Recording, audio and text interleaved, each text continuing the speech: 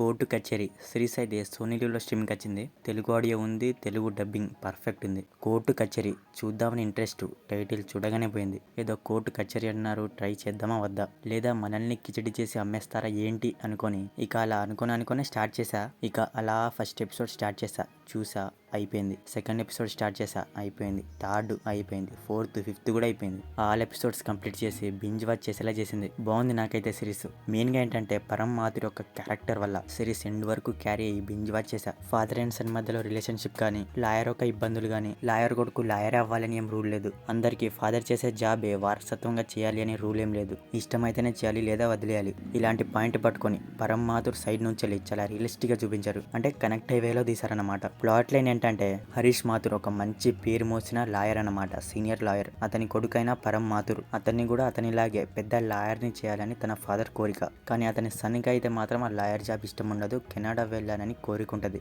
మరి ఈ రెండింటి మధ్యలో ఏమైంది? పరం మాథుర్ కెనడా వెళ్ళాడా లేదా లాయర్ అయ్యాడా? అసలు ఏమైంది అనేది తెలుసుకోవాలంటే సిరీస్ చూడాల్సిందే. ఇందులో హైలైట్ ఏంటంటే సిరీస్ ఎక్కడ కూడా బోరే కొట్టదు, ఎక్కువ లాగ్ చేయలేదు, డ్రాగ్ చేయలేదు, ఎంత కావాలో అంతే ఉంది. అండ్ బోర్ కొట్టకుండా నరేట్ చేశారు. ఇంకోటి ఏంటంటే పరం మాథుర్ క్యారెక్టర్ కి కాన్ఫ్లిక్ట్ బిల్డ్ అయింది. ఇష్టం లేని జాబ్ చేయలేక, నాకు ఇది ఇష్టం లేదని అందరూ సీనియర్ గా చూసే దేవుడుగా కొలిచి తన ఫాదర్ కి చెప్పలేక కెనడా వెళ్లారని తన కోరిక. ఈ అన్నిటి మధ్యలో ఏమైంది? ఈ అన్నిటి మధ్యలో ఎవరు కరెక్ట్ అనేది చాలా బాగా పోర్ట్రే చేశారు. నా కొడుకు కష్టపడకూడదని ఫాదరు, ఇష్టం లేని జాబు చేయను అని అనుకునే కొడుకు. తన ఫాదరు నాకు ఇష్టమైన జాబు చేయనీయడం లేదు అని విలన్ గా చూసే తన కొడుకు. ఇదంతా చాలా బాగా కనెక్ట్ అయింది. ఫాదర్ అండ్ సన్ మధ్యలో సీన్సెస్ కూడా బాగానే ఉన్నాయి. చెప్పాలంటే కొన్ని సీన్సెస్ చాలా బాగున్నాయి. ఫోర్త్ ఎపిసోడ్ కొంత బోర్ కొడుతుంది అనే ఫీలింగ్ వచ్చింది. బట్ ఆ ఎపిసోడ్ ఎండింగ్ కి, ఆ ఎండ్కి వచ్చేసి ఒక సీన్ ఉంటది. ఆ సీను ఆ ఎపిసోడ్ కి హైలైట్ అయింది. అంటే ఫ్రెండ్స్ మధ్యలో ఆత్మాభిమానం వల్ల గొడవలు రావడం, అదొకటి బాగుంది. కోర్టులో కొన్ని కేసులు, ఈరింగ్లు, దానికోసం జరిగే కోర్ట్ రూమ్ డ్రామా, ఇవి కూడా బాగున్నాయి. అవి ఎక్కువ లేవు కానీ ఉన్నంతసేపు బాగానే ఉన్నాయి.